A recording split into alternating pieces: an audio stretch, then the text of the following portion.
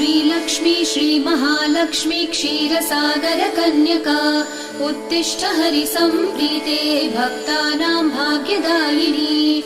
श्रीलक्ष्मी श्रीमहालक्ष्मी क्षीरसागरकन्यका उत्तिष्ठ हरिसम्प्रीते भक्तानां भाग्यदायिनी। उत्तिष्ठोत्तिष्ठ श्रीलक्ष्मी विष्णुवक्षस्थलालये उत्तिष्ठ करुणापूर्णे लोकानां शुभदायिनी। उत्तिष्ठोत्तिष्ठ श्रीलक्ष्मी विष्णुवक्षस्थलालये उत्तिष्ठ करुणापूर्णे लोकानां शुभदायिनी। श्रीपद्ममध्यवसिते वरपद्मनेत्रे श्रीपद्महस्तचिरपूजितपद्मपादे श्रीपद्मजातजननी शुभपद्मवक्त्रे श्रीलक्ष्मी भक्तवरदे तव सुप्रभातम्।